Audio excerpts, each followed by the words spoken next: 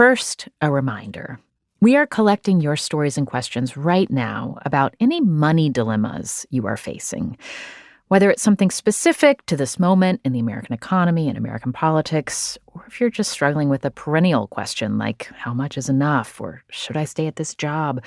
We are taking your money questions. Record a voice memo and tell us what you're going through right now, where you could use some help, and send it to us at deathsexmoney@slate.com.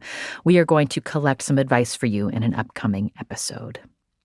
Now this week, writer Isabel Allende. She has had one of those lives that seem to fall into page-turning chapters. There are cliffhangers, dramatic range. It's full of love and lightness and drama and pain. She was born in Chile, was married with 2 kids before becoming a successful journalist, and then that career was upended by the military coup in the 1970s. Her family fled to Venezuela, where she penned her first novel, The House of the Spirits, when she was in her late 30s. 4 decades and more than 24 books later, Allende has become one of the world's most widely read authors. She's sold more than 80 million copies of her books, which have been translated into more than 40 languages. And in between writing those books, she's taken leaps in her own life, having love affairs, picking up and moving to the U.S. in the 1980s. And she's had dramatic, painful loss. Her daughter, Paula, died at age 29 after being in a coma for more than a year.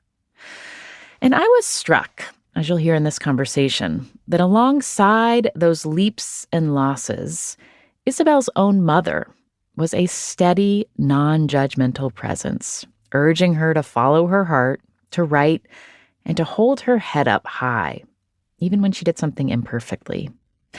It's something I'm thinking about ahead of Mother's Day, how being a good protector is not just about helping mold someone so they avoid mistakes, but to be a soft landing pad when those mistakes inevitably happen. It was such an honor and a pleasure to get to spend time with Isabel Allende, to hear how her mind works. She's such a good storyteller. Her new book is historical fiction. It's meticulously researched while also being sort of dreamy, which is how I found Isabel herself. She's still working hard, but also making time for love. She married her 3rd husband, Roger, in 2019 when she was in her mid-70s. I've been always in a couple, and I'm good at it. I'm good at it because I have such an interesting inner life myself that I don't ask for anything. And so there's a lot of freedom for the other person and for me also. We live together very intimately, but we have a lot of space, air in between. This is Death, Sex, and Money. The show from Slate about the things we think about a lot and need to talk about more. I'm Anna Sale.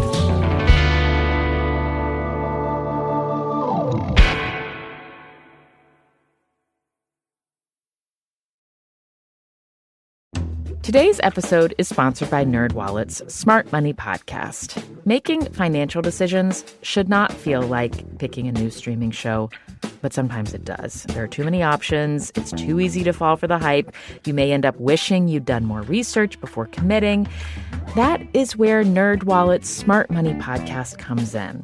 Their finance journalists break down real-world money decisions from investing to home buying to credit cards with clear, research-backed insights.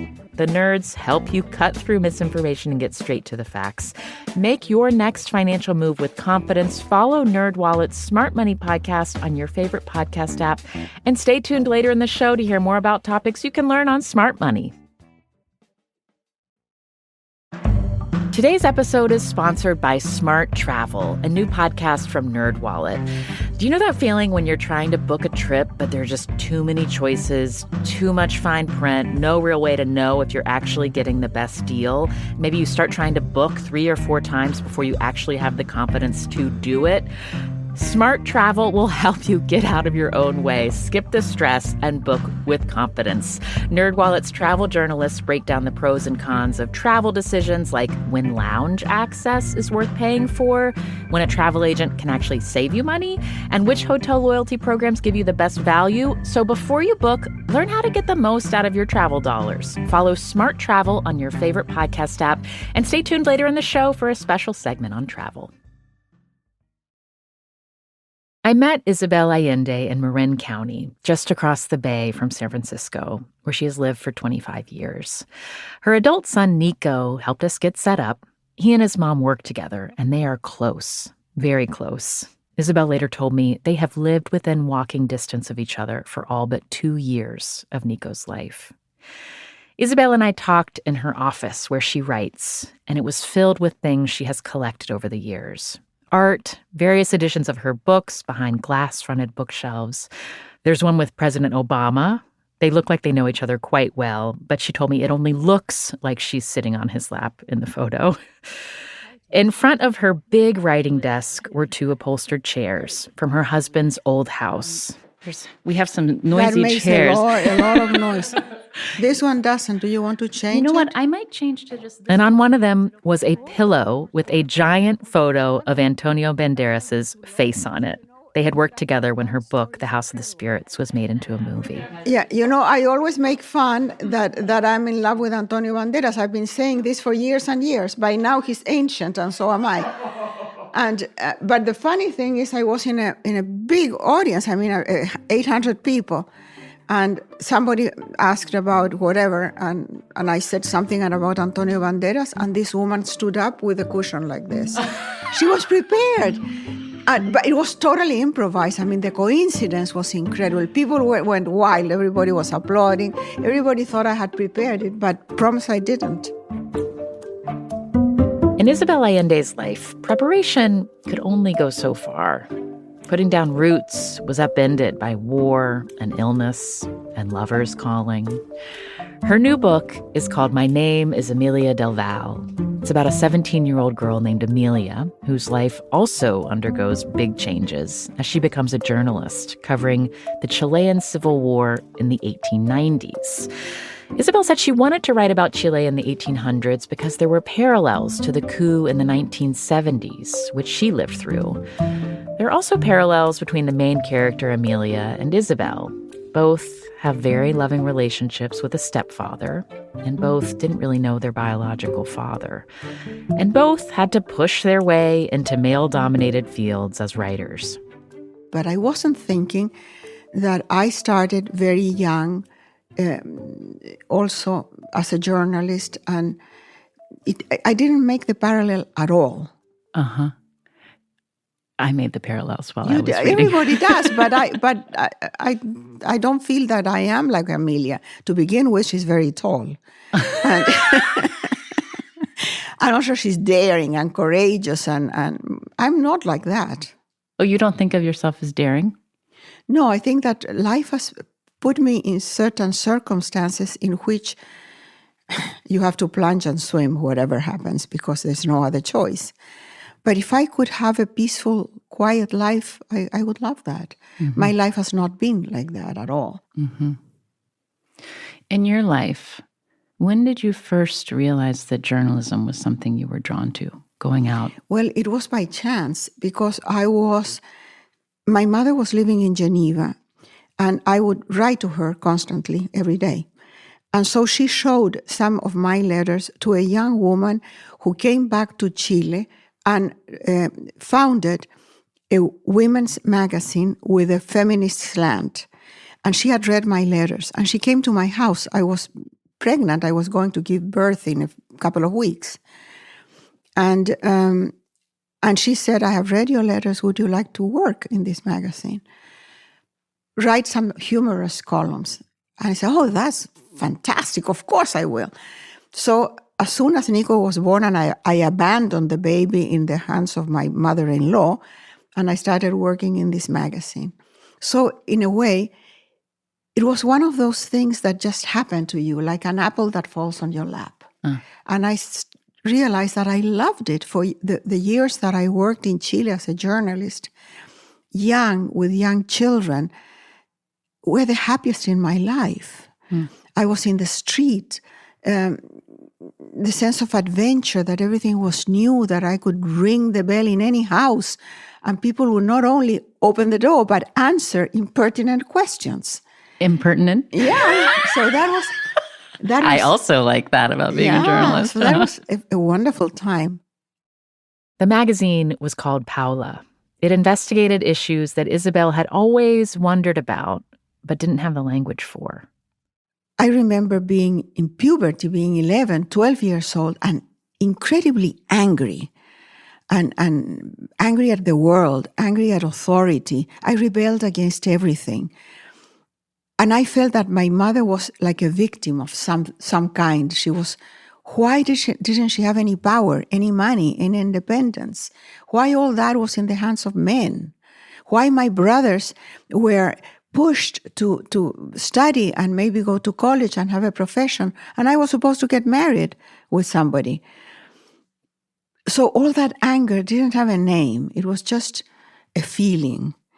I never heard the word feminism. And then when the magazine started, this magazine was very progressive and defiant, challenging the society, because there were topics that had never, ever been discussed in public, not even within a family. Abortion, birth control, divorce, infidelity, prostitution, you name it. All those things that affect women directly had never been treated in public. And we did. And you were writing about that. We were writing about that. When you think about the anger that you described that sort of fueled this interest in saying what you really saw happening, that started when you were around 11, how much of that do you think was tied to having a father who was not present, who had abandoned the family? You know, I have tried this in therapy. We have talked about this with different therapists, and they all try to point out that I am traumatized because my father abandoned me. I don't care. I never saw a picture of him. I was 3 years old when he left. So I never had any curiosity. I never missed him. I had a grandfather first, and my uncle Paula, who acted like a father. And then I had my stepfather. So my father accepted the annulment of the marriage. In Chile, there was no divorce. So you could annul the marriage if both parties accepted, and you had to have false witnesses and a compliant judge. So my father accepted this with the condition that he would never have to see his kids again. So I never saw him. I only saw my father once in the morgue when he died. He died in the street of a heart attack, and they called me to identify the body because of the last name, Allende. So they found the first Allende they could think of, and they called me. How old were you? No, I was working in Paula by then. I must have been 28, 29 by then. And so I thought it was my brother. So my stepfather came also to meet me at the hospital where they had this morgue. But I got there first because I was much closer. So they showed me this body, and I said, it's not my brother. It's all I could say. I had never seen him. And then my stepfather came, and he says, that's your father. Take a look at him. That's your father. And that's the only time I saw him. But I didn't feel anything. I feel shocked because I had never seen a body. But no attachment, nothing, no connection of any kind. Mm-hmm. I'm not like those therapists. I believe you. I believe you that you don't have... I'm not traumatized about that. You don't... there's a lightness to it. That man is not someone I have a relationship to. I don't carry grudges.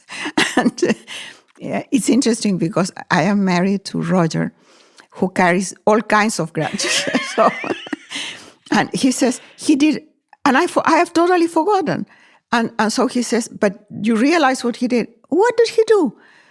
Something about the octopus at the table. What? I don't remember at all what he's talking about. The octopus at the table. It sounds rude, whatever it was. So, and my daughter-in-law, whom I adore, Lori, she's from Sicilian origin. So she has the spirit of the mafia inside her. She holds grudges? Oh, she never forgives. You describe, though, I think so vividly, the process of forgiveness.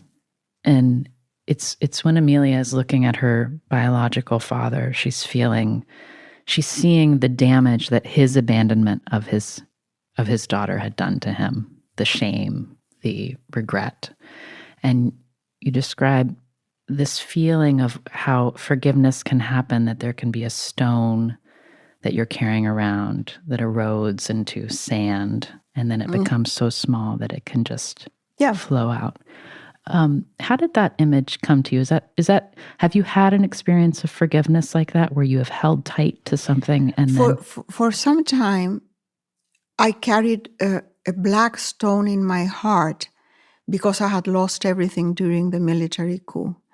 And when I left, I felt that I had been robbed of my life. Mm-hmm. I didn't know that there was another life that was waiting for me there, no? And the first few years of exile were really difficult. And I had been successful in Chile and very happy. So the contrast was brutal between what I had and what I didn't have. So I carried this resentment, which was a mixture of resentment against everything that had happened and longing, terrible longing to go back. Mm-hmm. So in therapy, I did an experience with ayahuasca with my therapist. Uh-huh. How old were you when you did this? No, an adult. I was living in the United States by then, and by then I had a life. I wasn't sick with nostalgia or longing or any of the sort. But in this experience with ayahuasca, I saw the stone. I saw a black stone inside me, and that black stone was not only the Chilean experience. It was the experience of being a woman in a male chauvinist society in which a woman has to do 3 times as much effort as any man to get half the recognition. Mm-hmm. And by then I had like 19 books that I had written, but I didn't have the recognition that a young man who writes a first book has in Chile or in Mexico or whatever. And so there's anger for that also, for being postponed and disrespected so many times. And then I saw this stone, and I saw myself carving at it, chipping off little pieces, chipping and chipping and chipping until it was just a bunch of pebbles. And then those pebbles, you can smash them, and it's nothing, it's sand, and then you throw it away. Gone.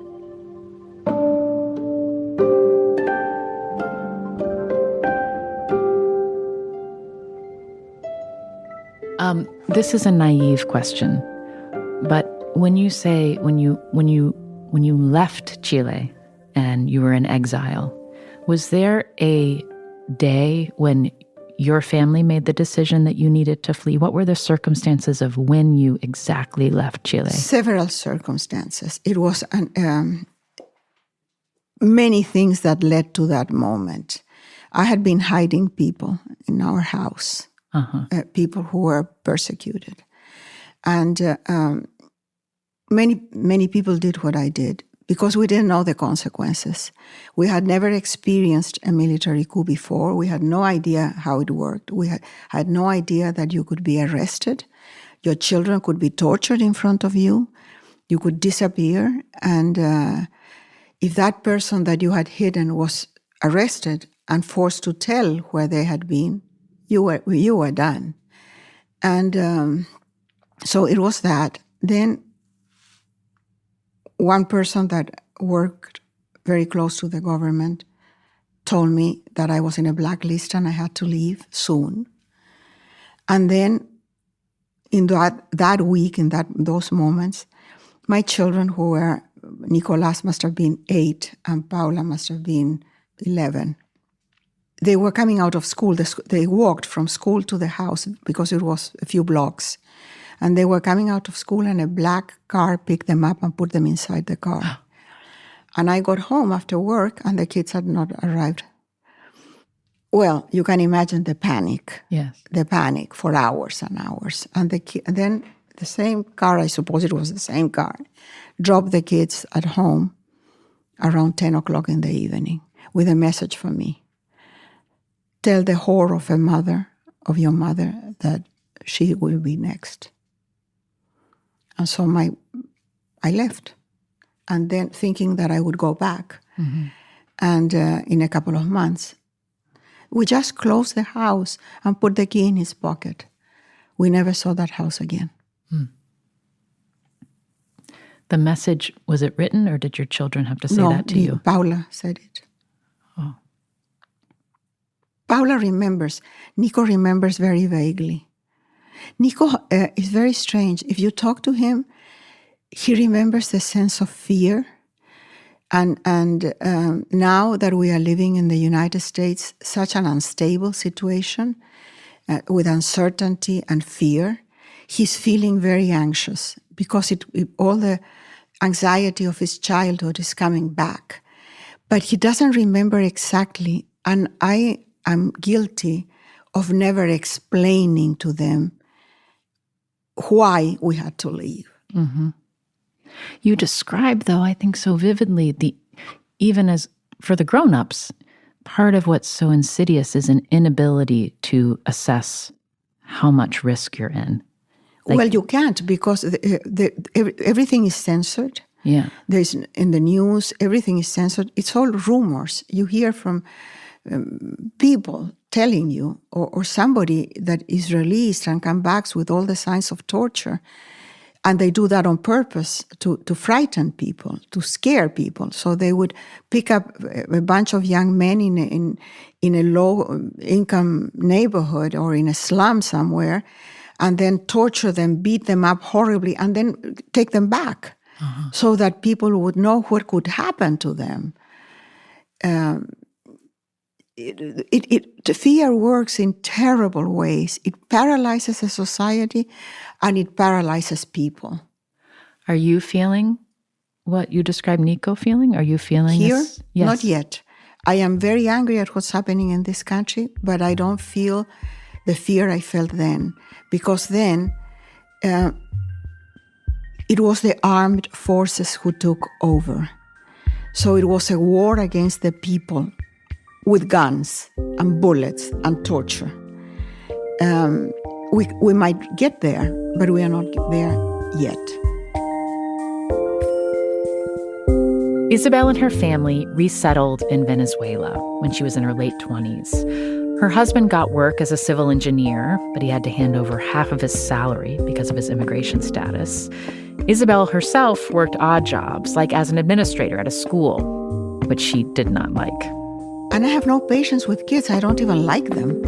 I was terrible at it. And then in that job, I wrote The House of the Spirits, and then everything changed. Which you started at age 39. Yeah.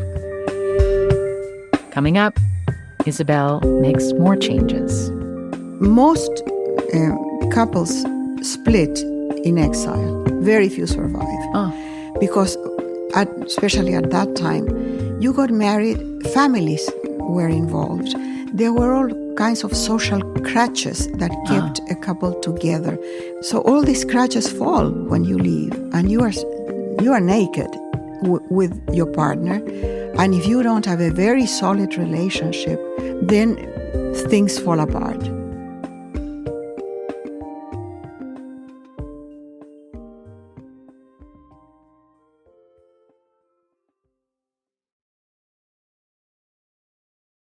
This podcast is brought to you by Progressive Insurance. Fiscally responsible, financial geniuses, monetary magicians. These are things people say about drivers who switch their car insurance to Progressive and save hundreds. Because Progressive offers discounts for paying in full, owning a home, and more. Plus, you can count on their great customer service to help you when you need it, so your dollar goes a long way. Visit Progressive.com to see if you could save on car insurance. Progressive Casualty Insurance Company and affiliates. Potential savings will vary, not available in all states or situations. Today's episode is sponsored by NerdWallet's Smart Money podcast. NerdWallet's finance journalists do the research so you don't have to. They break down the fine print, cut through misinformation, and give you real fact-based insights so you can make smart financial moves. Smart Money covers a ton of financial questions and decisions, things that I wonder about. Like some recent episodes have covered how much AI can help manage our money, or what a Roth conversion actually is and whether it's a good idea for you. And they also get into sticky relational money questions like how to approach managing your parents' money. These are the kinds of things that I Google on my own or read advice columns about. And Smart Money talks about it with solid, actionable personal finance know-how. It's just a small taste of the financial issues they explore on Smart Money. Make your next financial move with confidence. Follow NerdWallet's Smart Money podcast on your favorite podcast app. The temperature is rising. Summer is almost here. Are you tired of looking at the same tank top, same shorts, same everything? You can give your daily uniform for summer an upgrade with Quince. Go to quince.com and just see what inspires you. I have been working on adding some more color to my wardrobe, bright colors instead of my usual black and white. And you know what? It makes life more fun. And Quince makes adding some zing to your outfit rotation affordable. How?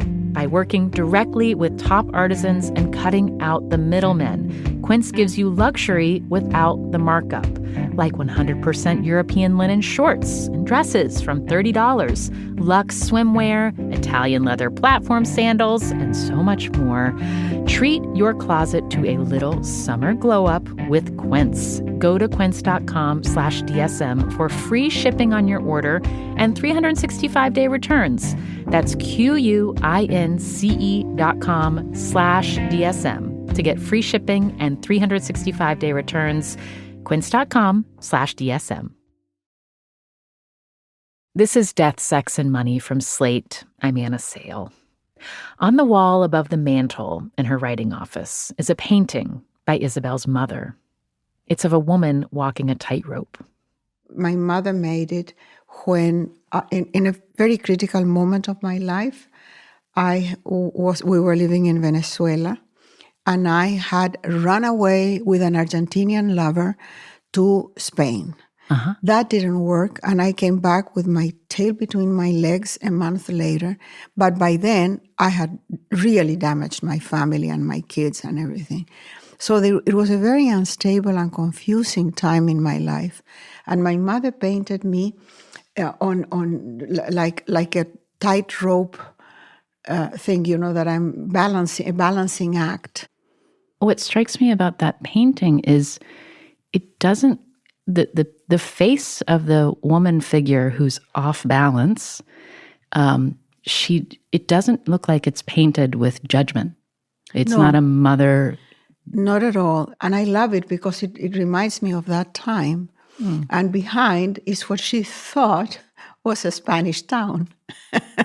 So that's how she had no sense of perspective, and that's why I love her paintings. Isabel had been in Venezuela with her family for 4 years when she met a man she wanted to run away with. He was alluring, an artist, and at this point her children were teenagers. She imagined that after she got settled in Spain, they would come live with her. It was a plan in her love-fogged brain that seemed reasonable until she tried to get her current husband on board. I tried to reason with my husband that I wanted a divorce. In Venezuela, you could get a divorce. That I wanted a divorce, and I wanted my kids, and I wanted half of what we had, whatever money we had. We had very little savings, very little. But my husband said that I was crazy, that I had lost my mind, and I was not entitled to any of what we had, and not the kids for sure. Mm. So I came back. Mm. I came back, and he was waiting for me at the airport with my dog at 4 o'clock or 5 o'clock in the morning. And he said, everything that has happened is my fault. All the signs were there. You tried to tell me and I didn't listen. He said, this was my fault. He's trying to take responsibility. Yeah. Uh-huh. So we are never going to talk about this again. Oh. I'm going back to my work, and you try to explain this to the kids. And so not taking full responsibility, you could say. He's saying, this was all my fault. Let's not talk about this ever again. Well, just it was move very forward. much in his character, not to make a fuss. Yeah. And I went back, and in the same building, my parents had another apartment in another floor in the same building at that time. So it was so early in the morning that before going to see my kids who were asleep, I went to see my parents who were waiting for me. And my mother was still in bed. It was very early. And my mother hugged me, and she said in my ear, "Your head high up." So dignity, don't be humiliated. Don't accept humiliation. You've done a horrible, this is what those two words implied. You have done a horrible mistake. Now you put up with it. Pay the consequences. And your head up. But you need not hang your head in shame. Yeah. Your mother telling you, you get to hold your head up. Yeah. Which is what she did when my father left. Oh. What she did. So that, that my mother's strength of character, the same attitude when Paula died. When Paula died, my mother came and I was a total mess. And she held me up, When Isabel's daughter Paula got sick, Isabel had long since divorced her first husband in Venezuela. She had moved to the U.S. and was married to her second husband, Willie. Paula had a genetic condition called porphyria and became very sick. She was in her late 20s, and during her treatment, she was deprived of oxygen. She stayed in that coma for more than a year. Isabel wrote letters to her mother every day, describing the medical minutiae, the boredom and endless agony of wondering whether she'd wake up. She didn't allow me to break down. She just somehow managed to explain that this is life and this is death, and we put up with it. The way she said it is, this is a tunnel, and you have to walk this tunnel alone, step by step, day by day, tear after tear, and there's light at the end, I promise. So that was my mom. Mm-hmm. It strikes me, there's a way of, your mother told you have to go through this tunnel alone of grief. And you did that, but you didn't not talk about it. I wrote about it. Yes, But that was also my mother's idea. Oh, really? Really, because Paula died December 6, 1992, and I started all my books on January 8th. So a month later, my mother said, "What are you going to write tomorrow?" And I said, "Mom, I'm not going to write. I can't write." And she said, "Well, if you don't write, you'll die." So here are all the letters that you wrote to me during the year. They are in chronological order. Read them so you will understand that the only way out for Paula was death. Read them, and then we talk. And she left me here in this same room with the letters, and she said, "I'm going to Macy's to buy a cardigan." And she left. And she came back 10 hours later. And by then, I had looked at the letters, scanned the letters, and I had already started writing the first few sentences. So my mother knew that the only way for me to sort this thing out and to walk the tunnel was writing. This might, I believe this is another naive question, but When I asked you about resentments, you spoke about the anger about the coup and losing your home and history happening to you in a way that things were stolen from you and the grief that comes from that. Can you describe for me what you've noticed about what is kind of shared about the grief of losing a daughter and losing a home? Like, is it... If there's a parallel, you mean? Do you think there is? Or does it feel like they're in different solar systems? Different solar systems. Uh-huh. You can lose a country and start again in somewhere else. You have the possibility of getting out. You have choices. With Paula, there were no choices. It was just, you are stuck in the darkness for a long time. Mm-hmm. There's no larger grief. When I finally divorced from Willie,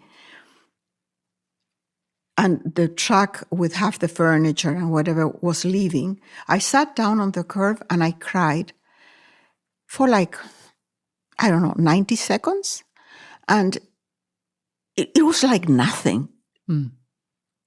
Yeah, the guy went away. The marriage ended. My life took a turn. So what? So what? Uh-huh. Divorce is a way out. Uh-huh. It's not the end of anything. It's the way out of something that isn't working. But with the death of a child, it's completely different. And I would go through exile 1,000 times and not relive a minute of what happened to my daughter.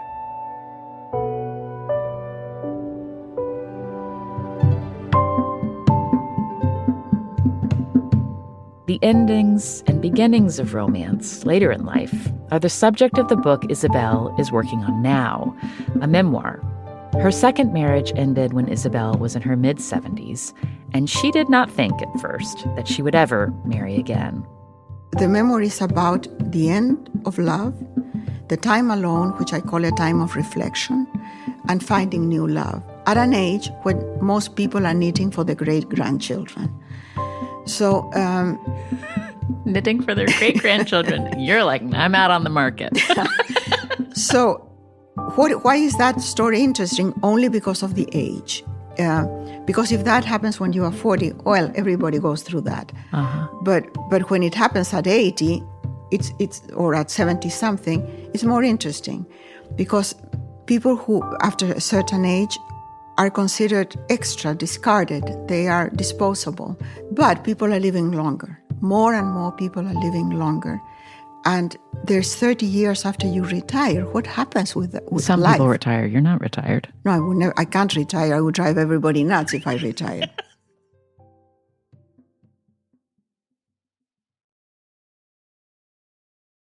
This episode is brought to you by Discover. If you've listened to Death, Sex, and Money for a while, you know how important acceptance is when it comes to personal growth. And you know who else is big on acceptance? Discover. You see, Discover is accepted at 99% of places that take credit cards nationwide. That's a whole lot of places and a whole lot of acceptance, which is great for Discover, but even better for you. Based on the February 2024 Nielsen report, learn more at discover.com/creditcard. Today's episode is sponsored by Smart Travel, a new podcast from NerdWallet. NerdWallet's travel journalists break down the pros and cons of travel decisions, like when premium economy is worth it and when you're just paying extra for a slightly bigger armrest, or whether booking direct is cheaper than using third-party sites. I can tell you, when I have made smart money decisions when I have planned travel, it makes the travel experience, even more exciting and cool. I fondly recall a vacation I took to Thailand in 2013. I had wanted to take a solo international vacation, but I didn't know if I had the nerve or the money. And then I found a flight with airline miles, and I got some really great tips about must-sees from family that were living there at the time. I climbed, I snorkeled, I took a cooking class, I rode the overnight train north, I went south and was on the beaches, and I feel so proud that I just did it. I made some decisions and went on that adventure.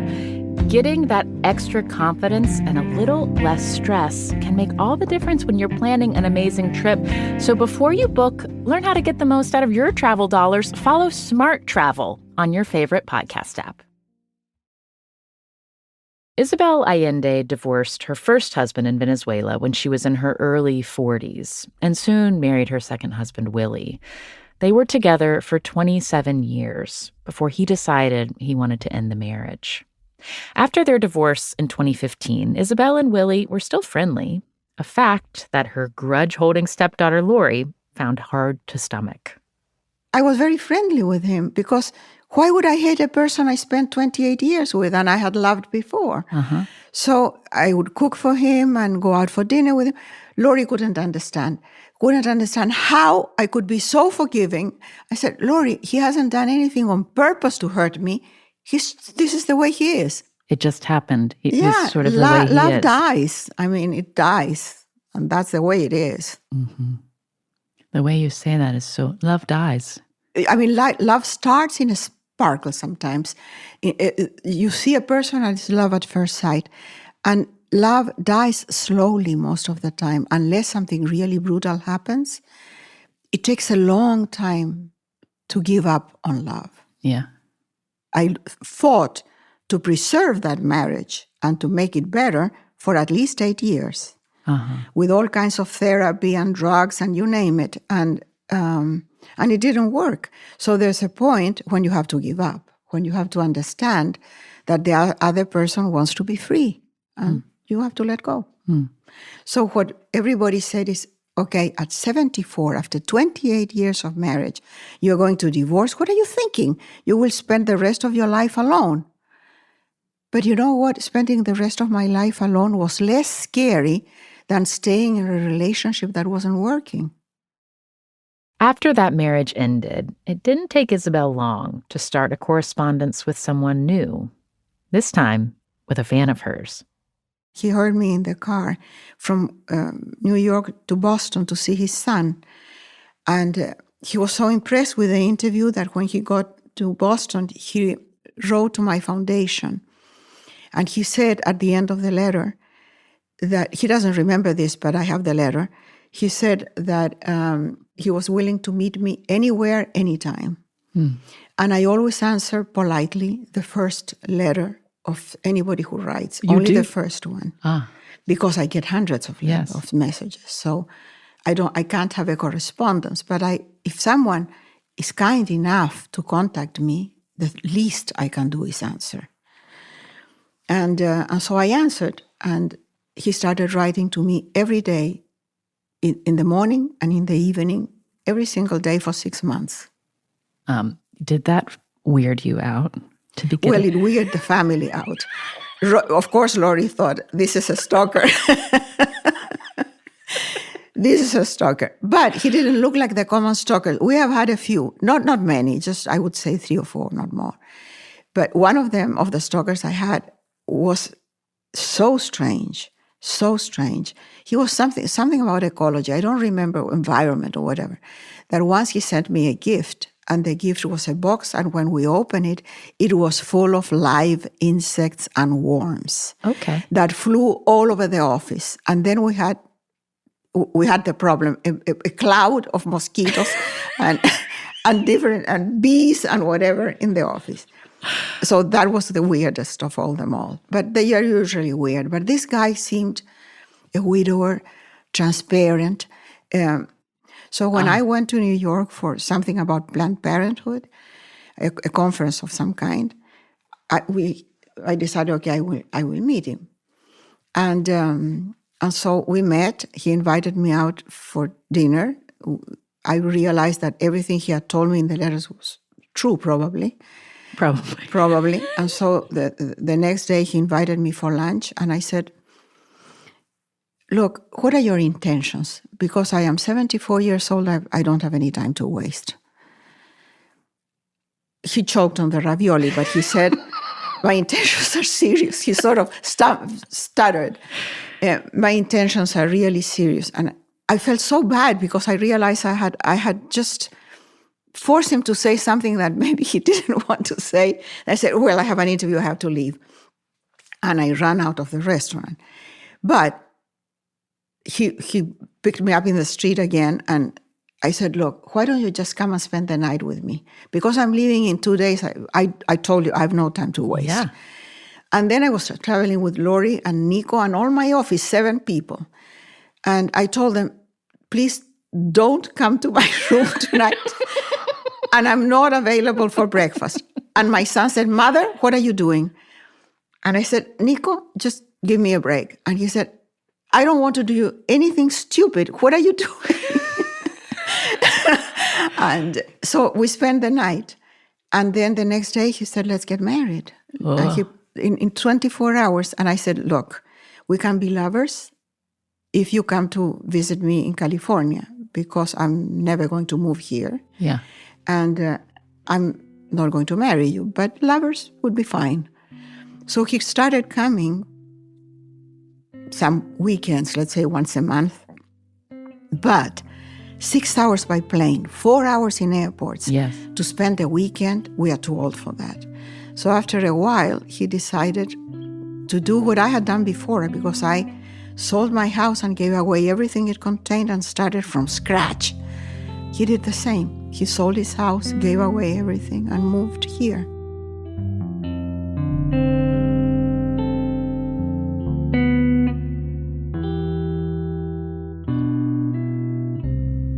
How is Paula in your life now, today? Oh, very present. I have 2 photographs on the sink where I brush my teeth. Paula and my mom, both in wedding dresses. Mm.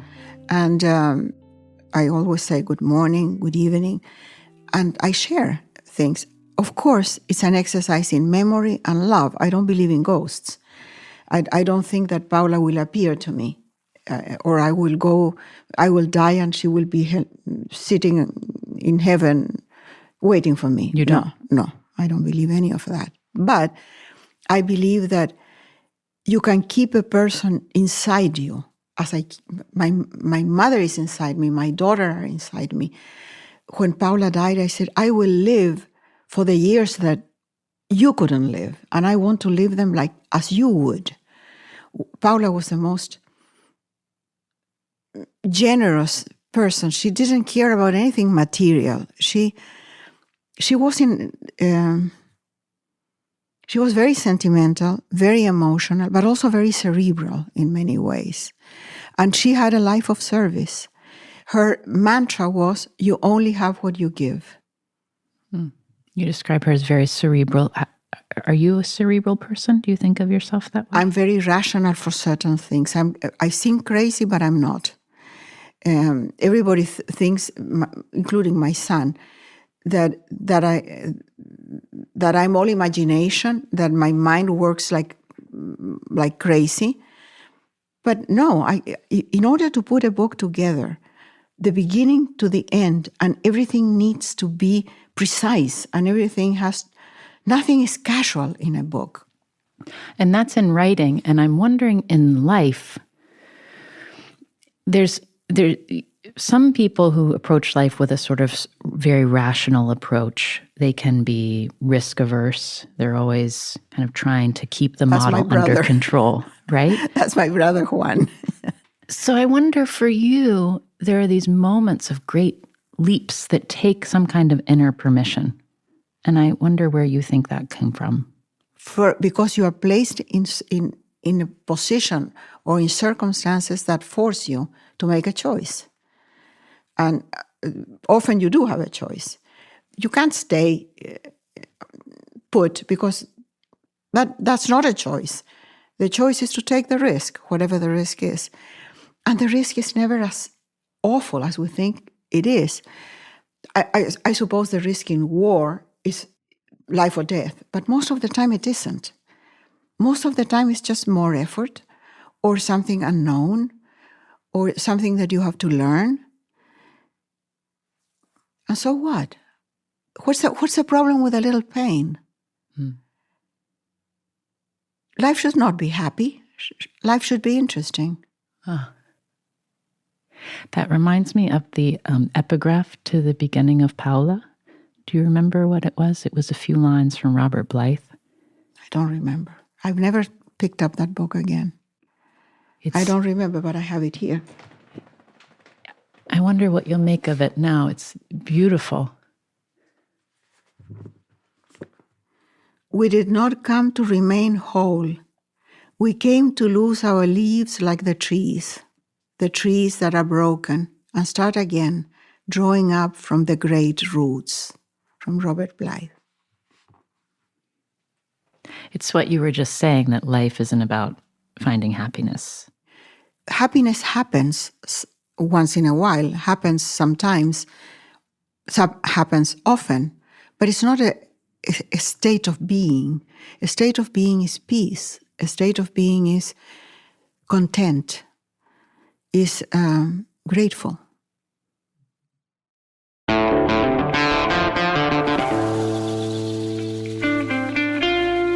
Isabel Allende's new book is called My Name is Amelia Del Val, and it's out now. I also really love reading Paula, her memoir about family and her daughter's illness. This episode was produced by Andrew Dunn and Zoe Ajoulay, and thanks to Mary O'Brien for helping with our on-site recording. The rest of the Death, Sex, and Money show team includes Cameron Drews. Daisy Rosario is our senior supervising producer at Slate. Hillary Fry is Slate's editor-in-chief. Please support the production of our show by becoming a member of Slate Plus if you haven't already. You'll not only be supporting our work on Death, Sex, and Money, you'll also get access to benefits, including ad-free listening on our show and all of the great shows that Slate makes, and special Slate Plus exclusive drops. We do at least 2 a month. You can subscribe directly from the Death, Sex, and Money show page on Apple Podcasts or Spotify, or visit slate.com/DSN Plus to get access wherever you listen. Our theme music is by the Reverend John DeLure and Steve Lewis. If you're new to our show, welcome. We're glad you're here. You can find us and follow us on Instagram at Death, Sex, Money. And I write a weekly newsletter. Subscribe at annasale.substack.com. And you can reach us anytime with voice memos, pep talks, questions, or critiques at our email address, deathsexmoney@slate.com. We love hearing from you. And remember, send us your current money dilemmas if there's something you're struggling with. deathsexmoney@slate.com. Isabel is always writing books, letters back to fans, and recently she told me how she wants to spend her last moments. I just wrote my wishes, and I say, I want to die, if possible, at home. Conscious, don't knock me down. I want to live my death. I want warm socks and a dog. If I don't own a dog, please borrow one. I'm Anna Sale, and this is Death, Sex, and Money from Slate.